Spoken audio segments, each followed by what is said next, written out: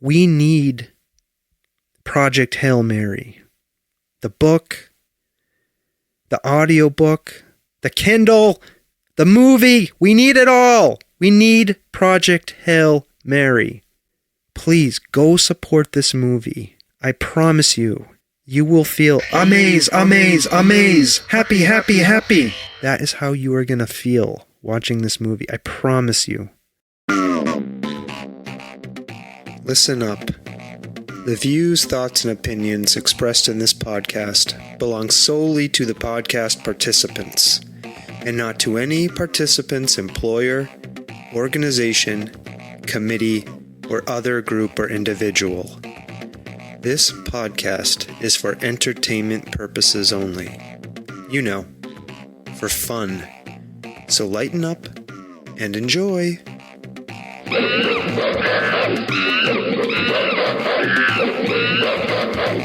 Oh, hello, friends.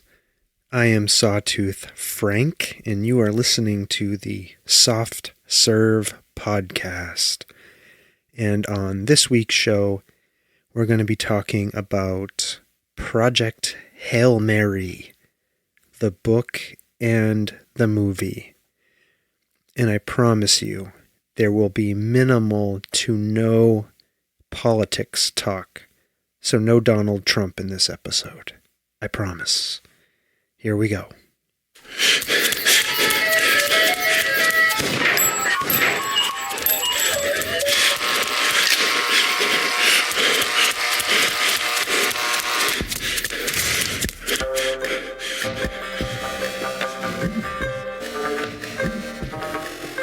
The Soft Serve Podcast. You're a loser, a scumbag, lower than scum.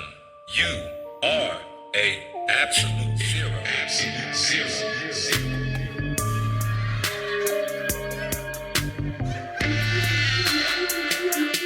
Lower than scum. A scumbag. Absolute zero. Oh yeah, baby. Absolute zero. Yeah. Oh, okay. Wow. Yeah. Absolute zero. Okay. Like I said, you're listening to the Soft Serve podcast, and I am your host, Sawtooth Frank. And we are going to do a spoiler-filled discussion about Project Hail Mary, the book and the movie. So if you have not read or listened to the book and you have not seen the movie, do not listen to this podcast. There's really no way for me to talk about my thoughts and feelings about the book and the movie without giving spoilers. So we're not even going to try to pussyfoot around that, as they say. And the other thing we are going to do on the episode is we are not going to talk about politics. So there will be no Donald Trump on this podcast episode. I promise. We're going to focus just on Project Hail Mary. Okay? So that it will be hopefully the last time I mention his name on the podcast this week. I'm not saying we won't talk politics on future shows, but this week we're going to focus on Project Hail Mary, okay? Before we jump into my thoughts about the book and the movie, a little bit of show news for you. I think I've made a decision about the frequency of the podcast. I think after next episode, which is going to be our Easter Spectacular, we're going to move the show to a every other week format. Now, why am I going to do that? Well, when I started the podcast back up after our 2.5-year break, a lot of that was about proving to myself that I could do the show alone, by myself. without my co-host, Stomping Jen. That may seem like a silly thing to you, dear listener, for me to have to prove to myself, but the fact of the matter is I needed to. I had never done a show by myself, and I wanted to see if I could do it. Now that I've been doing this every week for a couple of months now, I am quite confident that I can do it. So I proved to myself I could do the show alone. And over the last couple of weeks, I've been starting to get that feeling again, like the show is becoming work, like a second job. The pace of having to record the show, edit the show, do the social media for the show. Every episode is not getting its chance to breathe. And as a free show, we have no advertising revenue. It is important for me, if we're going to continue in this fashion, not to get burned out. So I really want to give myself a little more time and creative space to do the show. And also, I think I can take the week between shows to do more promotional related activities, etc., etc. So, after our first show in April, we'll be moving to a every other week schedule, I think. And I'll make that clear in the episodes as I record them and as I promote them. Okay? So no surprises for you if you have re-engaged the show and you're listening to the show on a regular basis. I will be transparent with you about when I'm recording, when I'm publishing, all of that kind of thing. I won't just disappear on you like I did 2.5 years ago. Okay?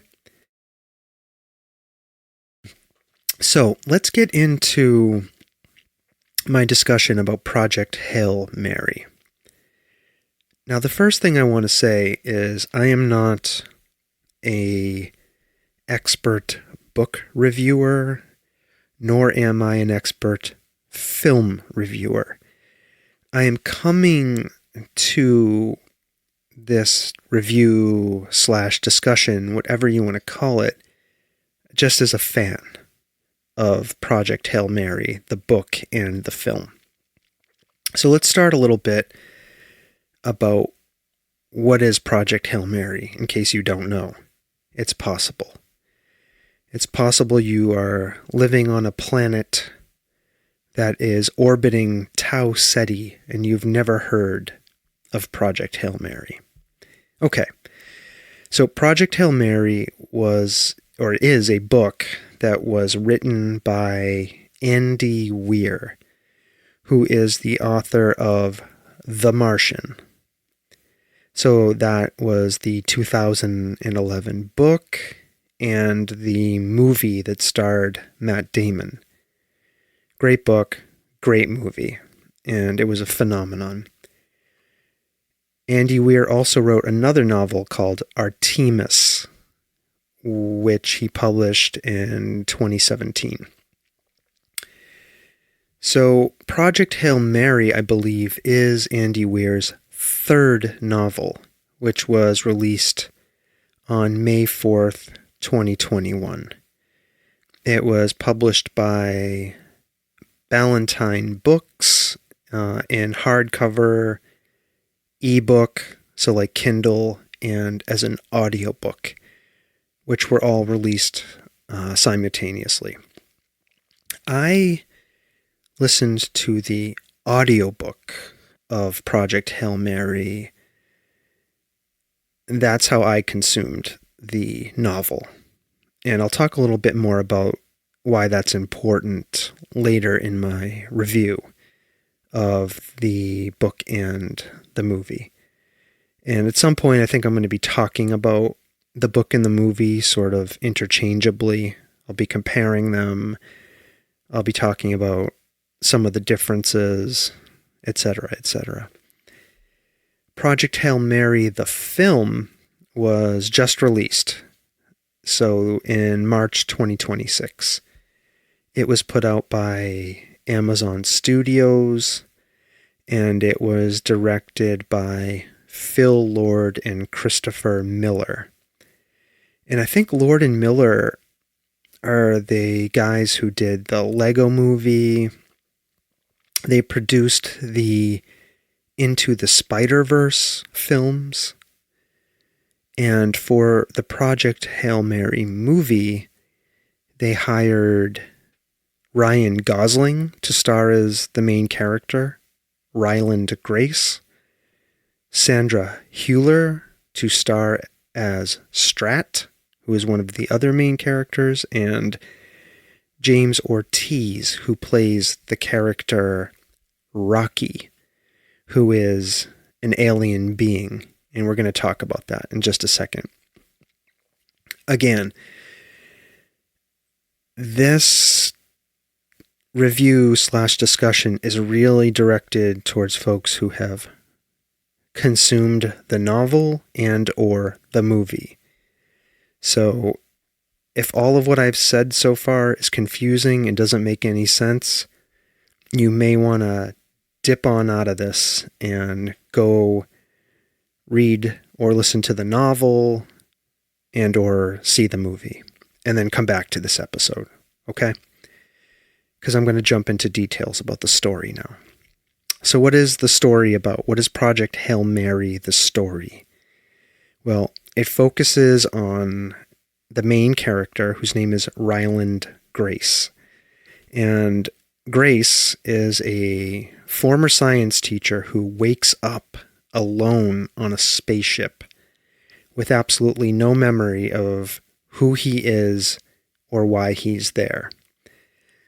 And the story follows him as his memory gradually returns to him, and he begins to discover that he's been sent on a last-ditch mission to save Earth from a mysterious little organism that is killing the sun, and it's draining the sun's energy from it. It's like eating the sun, and it is threatening all life on planet Earth. So after he wakes up and starts investigating what's going on way out there in space aboard this spaceship called the Hail Mary, hence the title, Project Hail Mary, Grace encounters an alien being that he names Rocky. Now, he calls the alien Rocky because he looks like he's made out of rocks to Grace. And Rocky sort of is about the size of a Labrador retriever. That's what the book says. And has a bunch of legs, kind of like a spider. I don't remember how many legs Rocky has. It's somewhere between 6 and 8, I think. Or maybe it's between 5 and 8. I don't know. But Rocky kind of looks like a spider made out of rocks. But he doesn't have a face. And the thing about Rocky, unlike other aliens in space movies, is Rocky is not hostile. It turns out that, like Grace, Rocky is on his own mission. His species, which Ryland Grace will later call the Iridians, Rocky's species is facing the same exact threat that Ryland Grace and humanity are facing. And Rocky has also been sent to this area in space to find a solution to the problem. And Grace and Rocky meet up in the same location in space because their scientists on their home planets have observed that this one sun called Tau Ceti is not dimming. It doesn't appear to be being eaten by these little creatures that Grace will name astrophages. So they meet up, and despite sort of their very vast biological and communication differences, Grace and Rocky, they begin to learn how to talk to each other, work together, and they slowly find a way to understand each other through science, mathematics, and persistence in working together. And so the story, that's really kind of where a lot of the meat of the story begins. And it really is a story about these two different individuals from totally different worlds solving problems together and undergoing the process of scientific discovery under extreme pressure, and their respective isolation.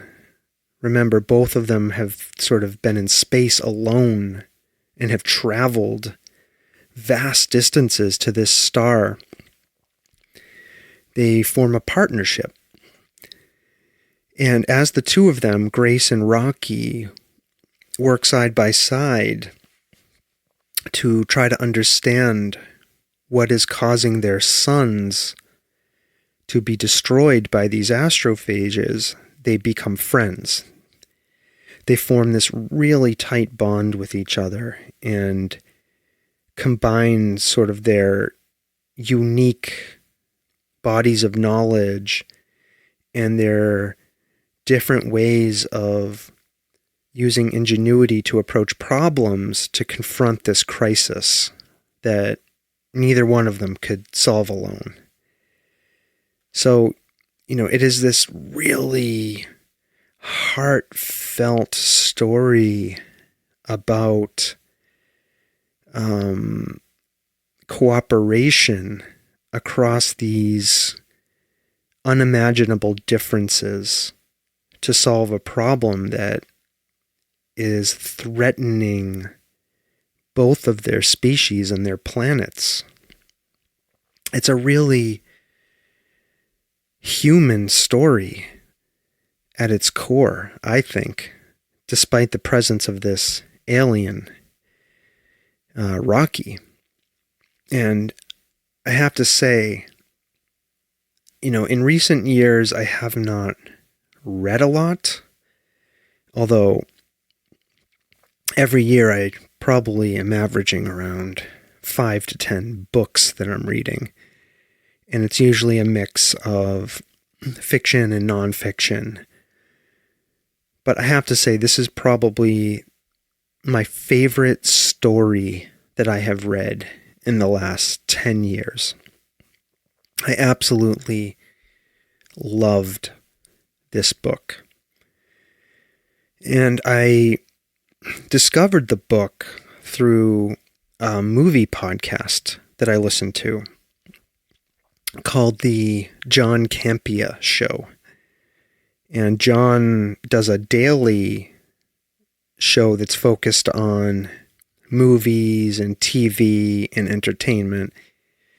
And I think John Campea is probably the best movie commentator working in the business. And he has a guy who he does the show with, who appears on a regular basis, named Rob Burnett, who was a producer in Hollywood, I believe. He may still be a producer in Hollywood, and he's somebody who has worked in the industry a long time. And anyways, like a year ago, I think it was in March or April of 2025. The two of them were at this conference called CinemaCon, where they showed, I think the way the two of them tell this, they showed like 10 minutes of some early footage of Project Hail Mary.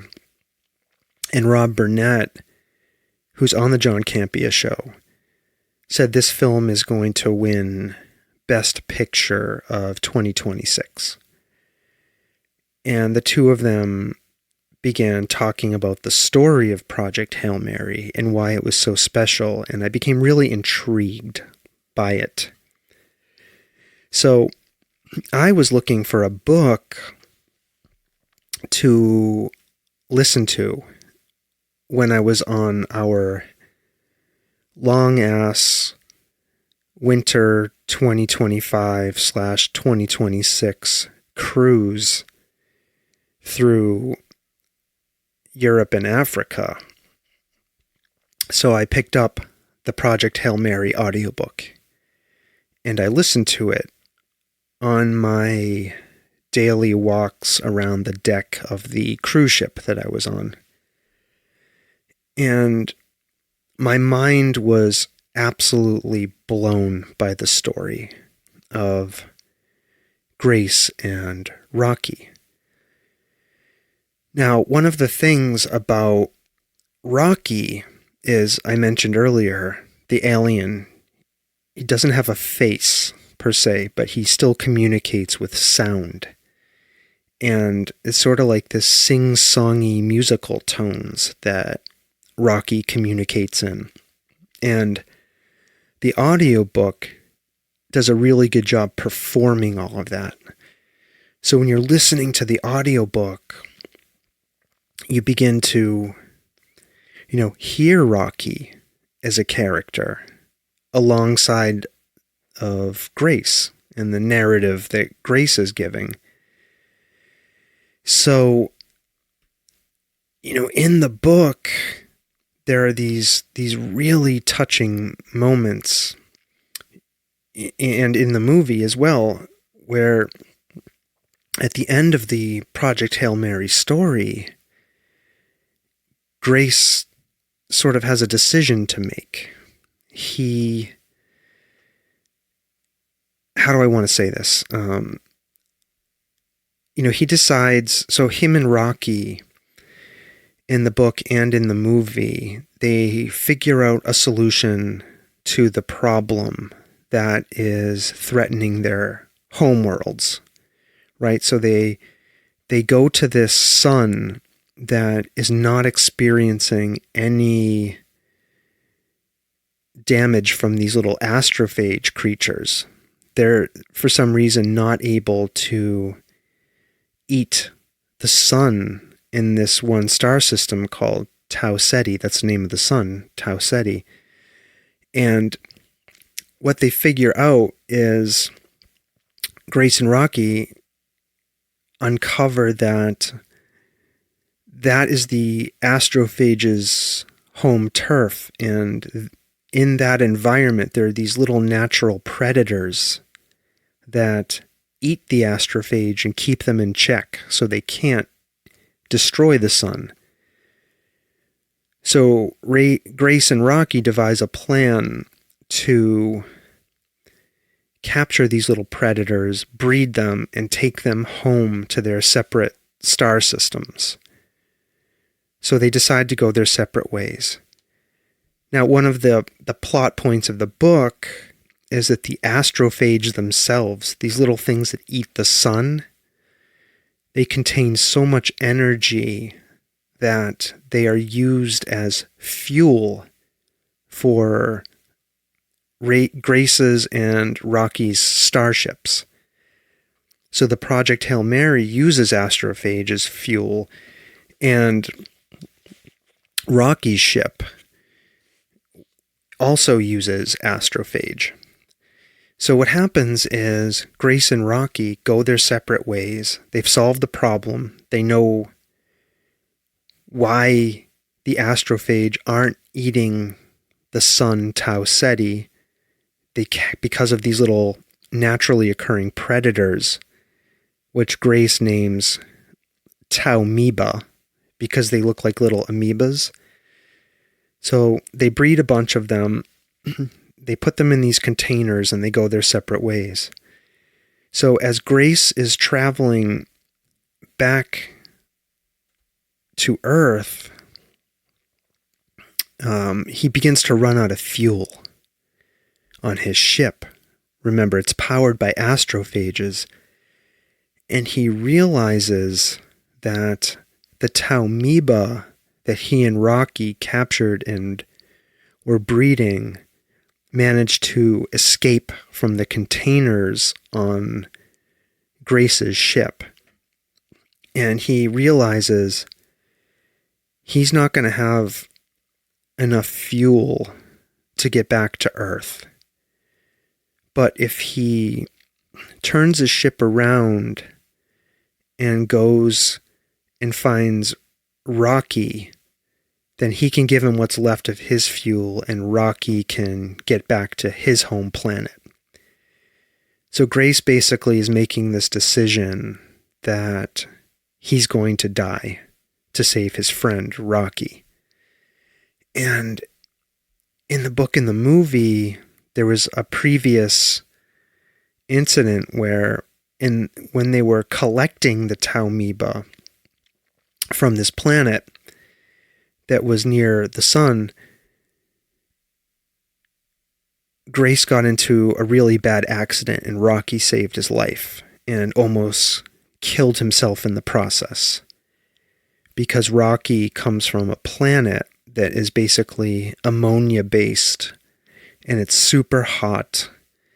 And in order to save Grace, when he gets hurt trying to collect the Tauamoeba, Rocky has to leave the protection of his little environmental capsule that he built and expose himself to the human atmosphere on Grace's ship. And this almost kills Rocky.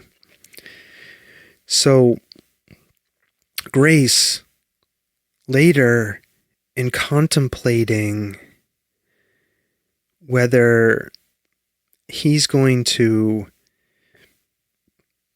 try to go back to Earth and probably not make it, or no, that's not what happened. Sorry, I'm getting confused. So what Grace does is he puts a bunch of these little Tauamoebas into these remote pods that are going to fly back to Earth along with Grace's reporting about what happened.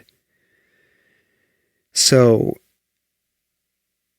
he decides that he's going to send the little 4 pods back to Earth and not go himself. And he's going to go find Rocky and give Rocky all of his fuel.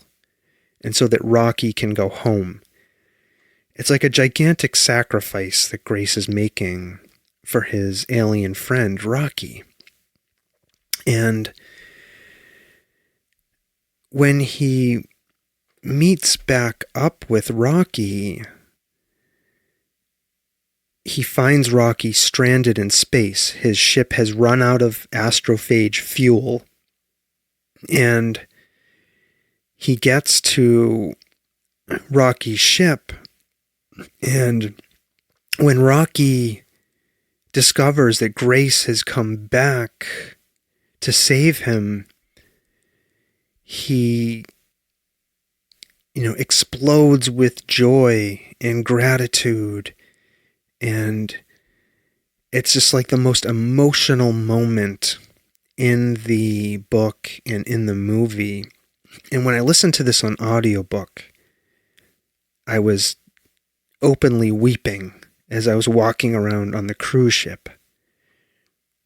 Because it's a story of Grace basically condemning himself to death for all that he knows to go save his friend Rocky so Rocky can go back home and be with his mate. Because Grace finds out that Rocky has, basically a spouse And Rocky had been floating alone around the Tau Ceti star for 46 years by himself because his entire crew died from radiation poisoning because they were a little less evolved scientifically and they didn't understand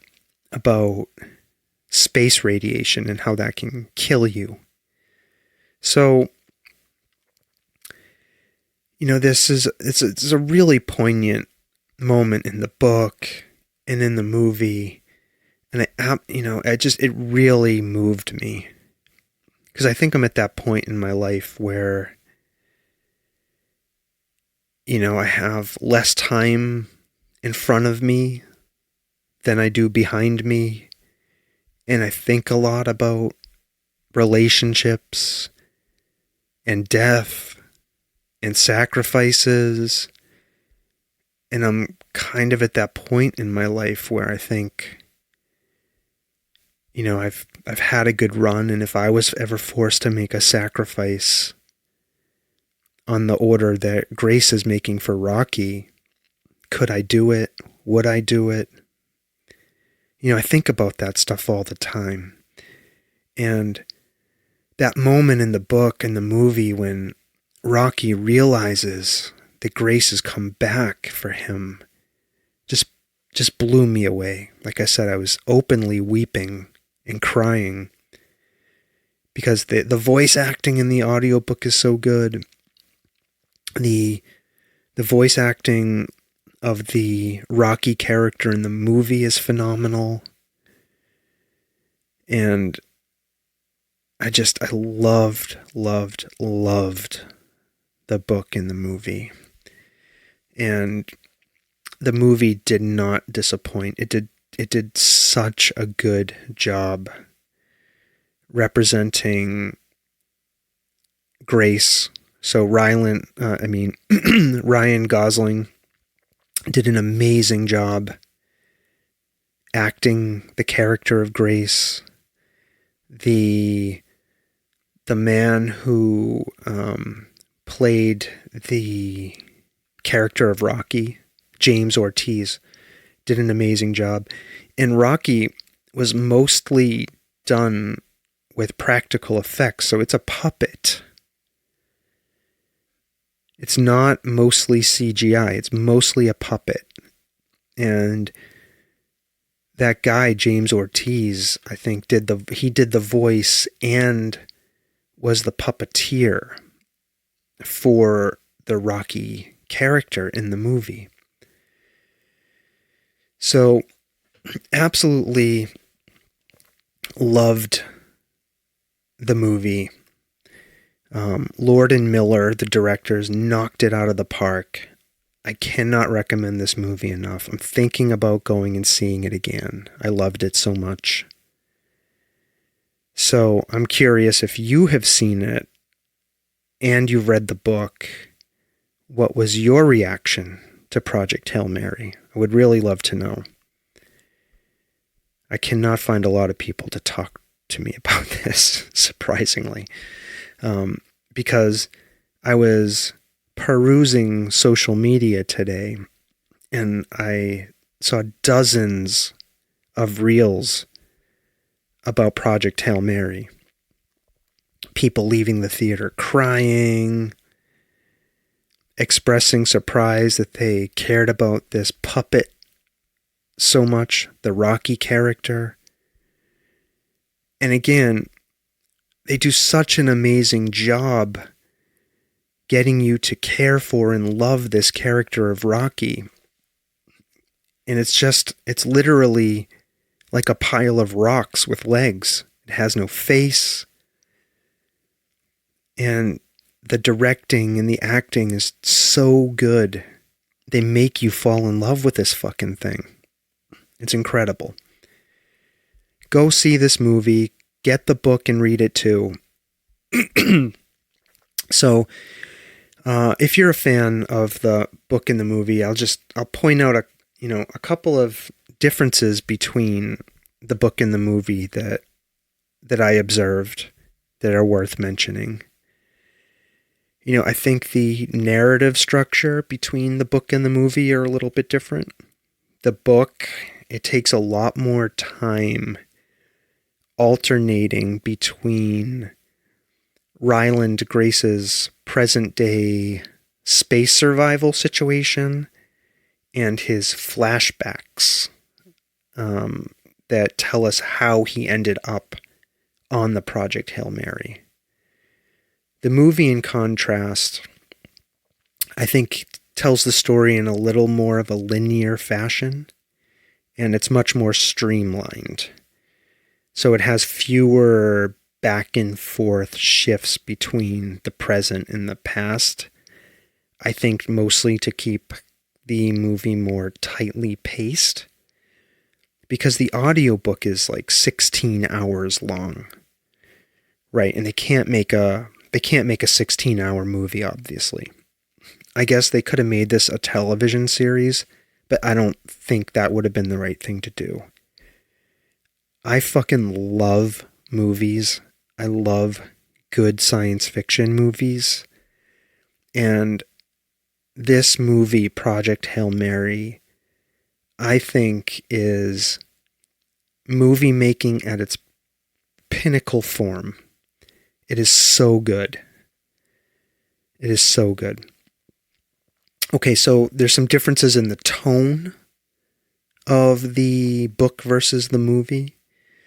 The book, mostly because it's a book, right? It has time to develop these things. It dives very deeply into the science, into the physics, the chemistry, and the problem solving of the character, right? We saw that in the Martian book and in the Martian movie too. But the movie, again, it doesn't have as much time.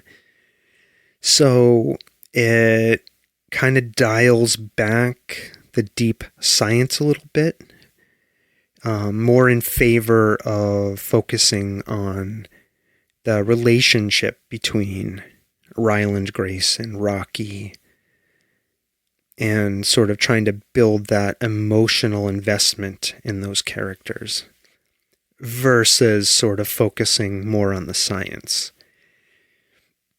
And I think that's a great decision, actually. There were people in my theater who were crying when we thought, in the movie, leads us to believe that Rocky might be dead. And Ryland Grace is sort of holding vigil over him and watching Rocky while he's just lying there and not knowing whether or not he's going to come back to life. This is after Rocky saves Ryland and puts himself in a state of almost death. So, the movie's very, very focused on the relationships between the characters over the science. But they do the science very well, too. I have to say that. They just do it in a much more boiled down fashion. And they leave some of the details out. And again, if you really love that science-y stuff, we can have both things. We can enjoy the movie and we can enjoy the book, too. I see them kind of as different things. Different versions of the same thing. So the book is there for us. The movie doesn't take away from the book in any way. So in the book, Ryland Grace is a very analytical, kind of introverted and cynical character. You really get that sense from him. But in the movie, they picked Ryan Gosling to play him, and Ryan Gosling, plays Ryland Grace as a much more charming, humorous, and very outwardly emotional character. And I think that works very well. Because there's an element in the book when Ryland Grace's and Rocky's relationship begins to develop. Rocky somewhat plays the very direct observational straight man to Ryan Grace, to Ryland Grace, the character. And that really comes across in the movie, I think. And it works that Ryan Gosling plays Grace, as a kind of emotional foil to Rocky. There's this really funny scene where Rocky is coming onto Grace's ship for the first time, the Hail Mary, and he's rolling through the different areas of Grace's ship, going, dirty, dirty, dirty, why so dirty? Right? And Ryan Gosling is, sort of apoplectic, trying to explain to the alien, well, I wasn't expecting you to come on board, right? And there's lots of funny things in the book and the movie where, Rocky frequently observes to Grace that he doesn't understand something because Rocky thinks he's dumb, right? So, very, very funny stuff. They do a brilliant job, sort of, I think, making Grace's character on the screen much more charming and accessible for the movie audience. Okay, Rocky's portrayal in the movie is, again, absolutely fantastic. I said this before. They decided not to use a lot of CGI for that character, but instead using practical effects. So Rocky, most of the time he's on screen, is this puppet. And there's something, I think, about having physical objects that actors react to that you can just sense as somebody watching a movie. Right? So the combination of Ryan Gosling playing Ryland Grace, reacting to this puppet that is incredibly expressive and speaking in musical tones and sounds that just works. I can't say it any other way. It feels so genuine and real. And, in the book, that stuff is obviously mostly described with words, which is why I recommended the audiobook to you, because the audiobook does an amazing job with Rocky's voice and building that emotional relationship between Grace and Rocky through the performance of the audiobook, which carries through into the movie really well. And speaking of that relationship between Grace and Rocky, one of the differences between the book and the movie is that the book, again, it has time because it's a book, right? It's a 16-hour audiobook. They can build that relationship through trial and error and interactions and the different little science projects they're working on and learning together. In the movie, they have to speed that up a little bit, right? So there are some montages that show how the two of them are learning about each other. For example, the system of laptops and software that Ryland Grace uses to begin to decode Rocky's language. Right, that stuff is handled a little quicker in the movie. And I think it works. It's not at the detriment of the movie. Again, a movie is, this movie was 2.5 hours. And I think they nailed the runtime right. Because that 2.5 hours went by like it was 90 minutes. I did not find myself getting tired or wishing the movie was ending or checking my watch or anything like that. I think they really thought through how they wanted to build this movie and how long it should be, and it just all works. Let's see, what else?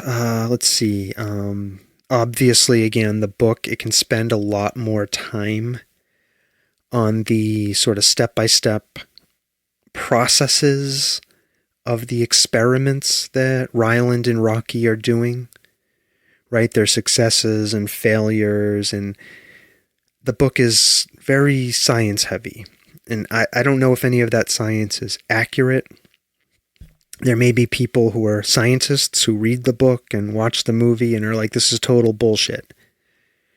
Well, I don't care. It's science fiction. It's a book. It's a movie.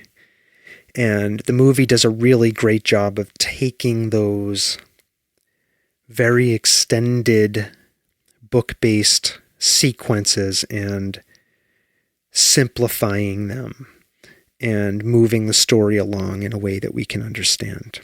So I think that's really good. There's another character in the book I haven't really mentioned or talked about yet. Her name is Strat, Eva Strat. And she plays a central role in the story in that as Ryland Grace is recovering his memory through the story, he remembers this Strat woman as somebody who pushed him to become part of the Project Hail Mary endeavor, and eventually, after a horrible accident that kills some of the original Project Hail Mary crew, she effectively kidnaps Ryland Grace. She puts him in a coma and puts him on the Hail Mary and launches the ship against his will.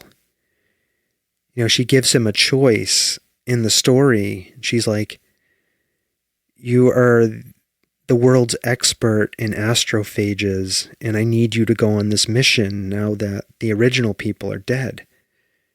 And Ryland is like, no, I'm not going to go. And in the story, you know, Strat is this incredibly cold, pragmatic, and morally ruthless character who says to Ryland, well, you're a coward, and I have no choice. You're going on the ship. Then they drug him. And like I said, basically kidnap him and put him on the ship when he's unconscious and send him off into space where he wakes up and not knowing who he is. In the movie, they soften Strat's character a bit. She is still incredibly tough, cold and pragmatic, but they make her more human and give her a little more emotional context and humanity, I guess. You know, she's not a total ice queen in the movie. And there's a whole scene where she's, you know, she does a karaoke scene, and the actress who plays Eva Strat, let me find her name again for you, because I want to call her out, because she does such a good fucking job at it. Sandra Hüller does an absolutely amazing job kind of walking that line of in the movie of cold pragmatism, but with some humanity. And I understand why they did it. You know, I think that character, while it works in the book, might be sort of repugnant to movie audiences. And I don't know if they could have put her on the screen the way she appears in the book. Like, I think people might not have gotten it. It's sort of, and I heard this on, I mentioned earlier, John Campia's podcast. I heard John Campia talking about this in his open discussion of Project Hail Mary. There's some situations where, the needs of the many outweigh the needs of the few, right? And that's a sentiment that can be delivered with compassion and humanity. And I think whoever wrote this script and the producers of the movie and the directors made a wise decision in making Eva Stratt's character more human. I really do think that. Let's see, what else? The book spends a lot more time kind of with the worldwide impacts of the astrophage infection of our sun. So it has political consequences, economic consequences, and there's a lot of talk in the book about how the worldwide scientific community is coordinating around all of that.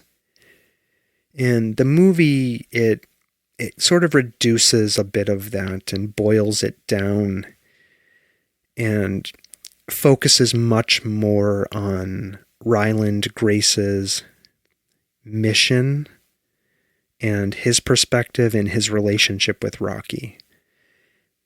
Again, I think that's the right choice for this movie. While all of that stuff in the book is very interesting, I think it's suited more to a book and not a movie.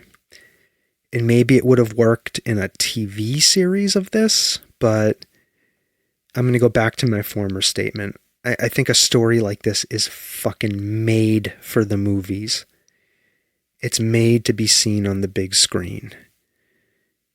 And they just fucking nail it, I think, with the sort of way they're able to summarize and boil down sort of the global crisis. Let's see. What else do I want to talk about? Again, the humor, I think, is very different in the book and the movies. Again, a book, the book humor is a lot drier. It's a little more nerdy, kind of deeply rooted in the internal monologue of Ryland Grace, because it's from his perspective, right? And in the science, where the movie focuses more, I think, on visual humor and, dialogue-driven humor. So the interactions between Ryland Grace and Rocky. And Ryan Gosling is absolutely fucking amazing in this. That guy acts the shit out of this character. He's just fantastic. He's just fantastic. I hope he gets nominated for a Best Actor award next year for his portrayal of Ryland Grace. I don't know enough about how they decide those things or what his chances are, but I would vote for him if I could. Let's see. There's some differences in between the book and the movie on how the story ends. So, the book focuses very heavily on Ryland Grace's legacy and survival, right? In the book, we learn that, how do I want to say this? In the book, so let me back up. In the ending of the book, okay, we didn't talk about this. In the ending of the story, let's start there. In the ending of the story, after Ryland goes and meets up with Rocky to save Rocky, Ryland accompanies Rocky to Rocky's home planet, right? Irid, E-R-I-D, I think. And the Iridians there are obviously thrilled that Rocky has made it back to them, and he has this human being who is an alien on their planet in tow. So the Iridians They are master engineers, and they are incredibly grateful to Ryland Grace for helping bring Rocky back and for saving their planet and their species. They build Ryland Grace this habitat for him to live in on their planet. Right, so Ryland decides he's going to live in that habitat. And the book ends with this really touching moment. Before Ryland Grace left Earth, he was a teacher of, I believe, middle schoolers. He taught middle schoolers science. And the book ends with Ryland Grace teaching the Iridian younglings science. So it kind of comes full circle. And it's this incredibly touching moment where we see Ryland both in the book and in the movie, at the very end of the story, teaching the Iridian children. So one of the things that sort of happens around all of that, Rocky comes to visit Grace in his habitat, and Rocky tells Grace that the Iridian scientists, so Rocky's people, have observed that Earth's sun, which is named Sol, has stopped dimming and it's regained its luminosity. Right, so this is how Ryland finds out that his little pods that he sent his research and the Taumiba back to Earth in arrived there safely. The Iridian scientists are able to see Earth and see the sun through their telescopes or whatever the fuck they have, and they're able to tell Grace, Earth is saved. Right? And in the book, we never find out what happens to any of the characters on Earth. We only learn that Earth was saved because the Iridian scientists can see that the Earth's sun has regained its luminosity. Okay. In the movie, that's handled a little bit differently. In the movie, we see a scene of the 4 little mechanical beetle things getting back to Earth. And we see Strat watching videos sent by Grace. And on those videos, we see Rocky. So, Strat has this really emotional, pleased look on her face. And again, the movie humanizes Strat more. And the movie also mentions that the Iridians have repaired Grace's spaceship, the Hail Mary, so that he can return to Earth someday. I don't remember if that happens in the book. I think there might be a reference to it, but the movie kind of really leans into that, and I feel like it implies that Grace might go back to Earth. Whereas in the book, I get the feeling that Grace has made the decision that he's going to stay on Irid and live out his days there, teaching the Iridian children and, being with his, friend Rocky and presumably, the other Iridians that he's met. So, those are the main differences between the book and the movie.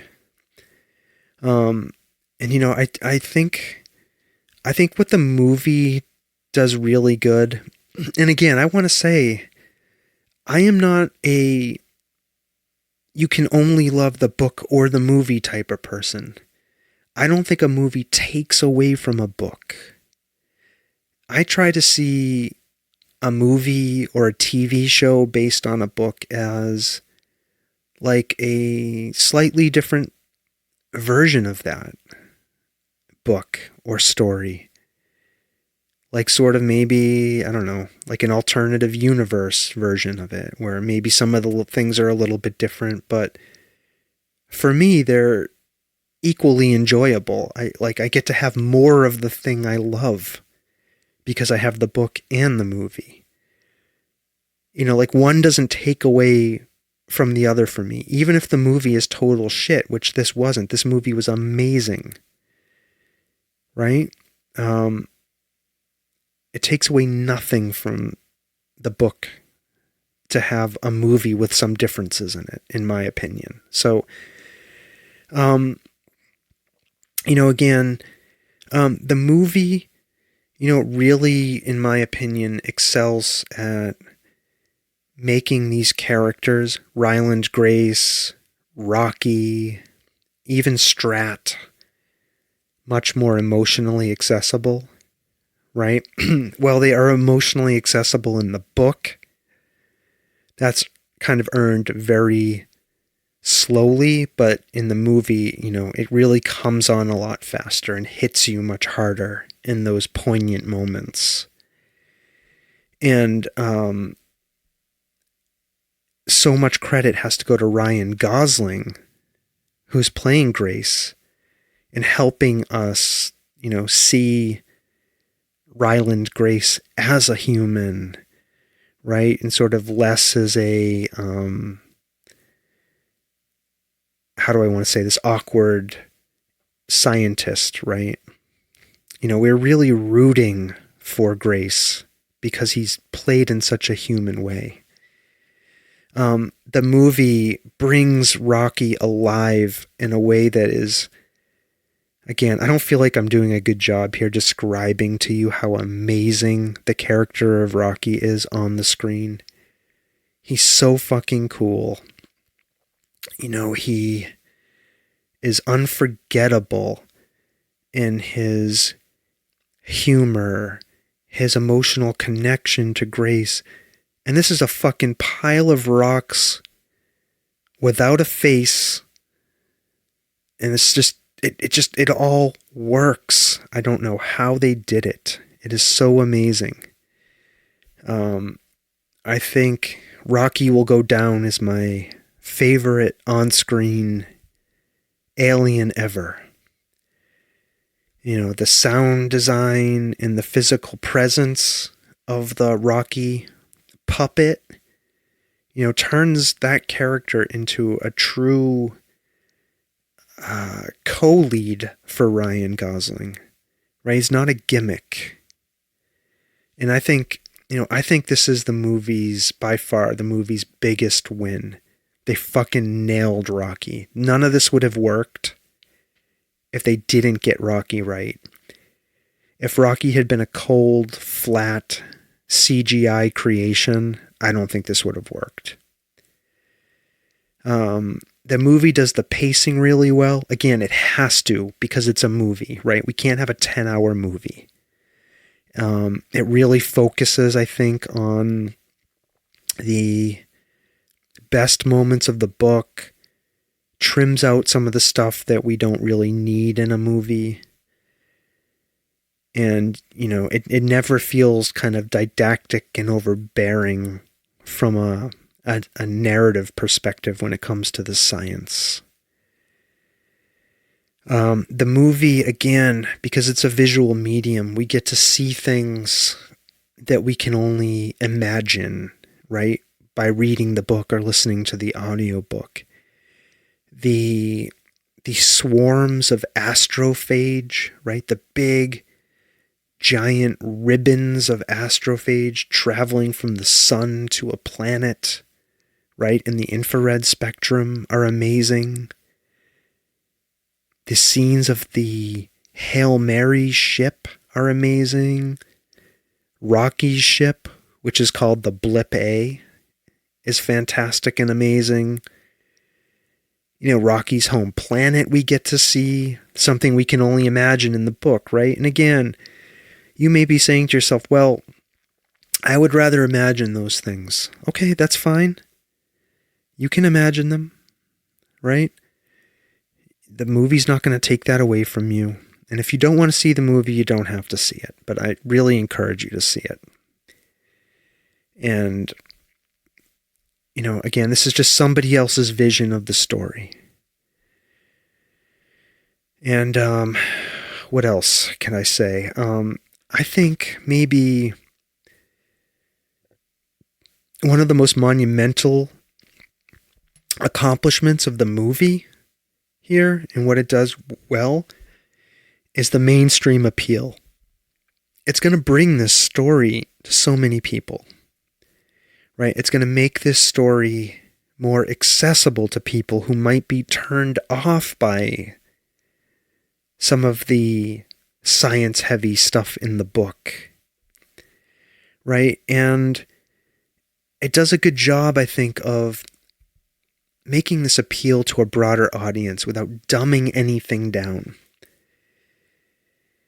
And again, I think the message of this story is the thing that's so important, right? We have a guy, Ryland Grace, who didn't believe in himself. He finds himself in this situation, right? Not by his choice, where he has to discover who he is in order to save humanity. And then he encounters this alien being, Rocky, who's in a similar situation. Both of them have lost everything. And they give everything to each other, right? They use their ingenuity, their curiosity, their need for connection. Remember, Rocky lost his crew. Rocky is away from his family. Ryland thinks he's a failure. Ryland Grace thinks he has nothing back on Earth. And the two of them are able to surmount this vast distance between themselves as completely alien to one another, make a connection, and, literally save their worlds. And Ryland Grace, in that process, makes a decision. He makes a decision that he is going to put Rocky ahead of himself. And he makes the decision, I'm going to give up my life. I'm never going to return to Earth to save this creature, this person who has become my friend, who's become all that I have left. And that's enough. That's enough to give up my own life. And it's a story of people, because Rocky is a person. It's a story of people sacrificing for one another. And I think this is a story that we need right now. I know I said I'm not going to talk about politics, and I'm not going to mention you-know-whose name. But this is the story we need right now. It's a story about digging deep, finding yourself, seeing in the good in others, even when they're so fucking different from us. They're just a pile of rocks with legs and no face. But we still see them as a person. And we are willing to literally give our lives to help them. That's the story we need right now. This is the story we need right now. We need Project Hail Mary. The book, the audiobook, the Kindle, the movie. We need it all. We need Project Hail Mary. Please go support this movie. I promise you, you will feel amaze, amaze, amaze. Ryland Grace, amaze, amaze. Happy, happy, happy. That is how you are going to feel watching this movie. I promise you. Okay. And finally, if you're a big fan of the book and you're just like, I don't want this movie to replace the book for me. Don't think of it that way. It's just a translation of the book. Okay?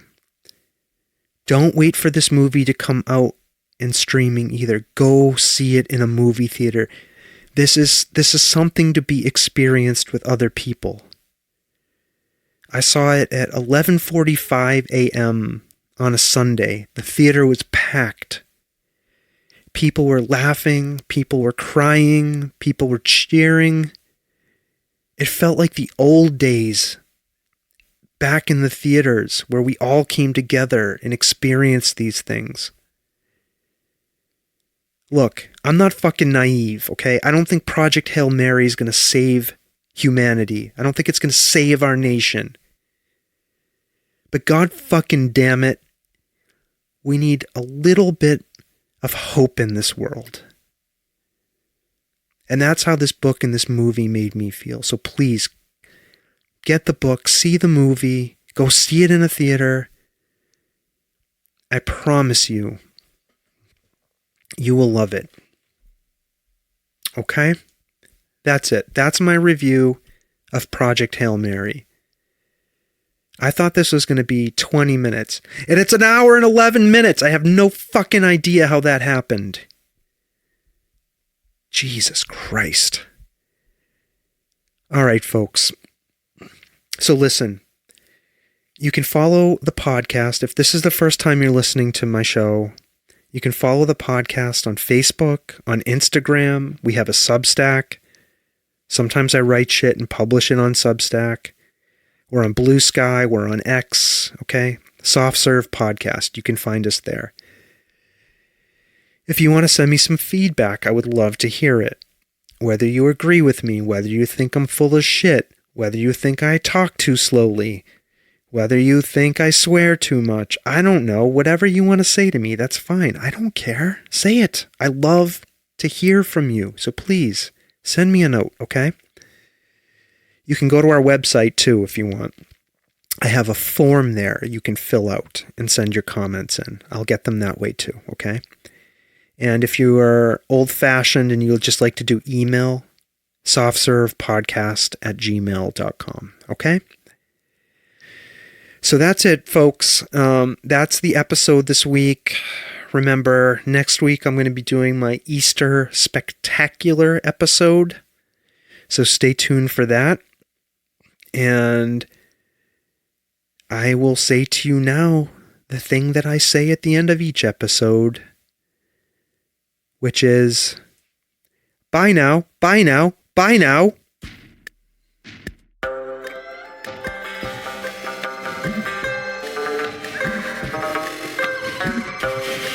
This world of ours, ever growing smaller, must avoid becoming a community of dreadful fear and hate. Those who have freedom will understand also its heavy responsibility. That all who are insensitive to the needs of others will learn charity, and that the sources, scourges of poverty, disease, and ignorance will be made disappear from the earth. And that in the goodness of time, all peoples will come to live together in a peace guaranteed by the binding force of mutual respect and love. I shall never cease to do what little I can to help the world advance along that road.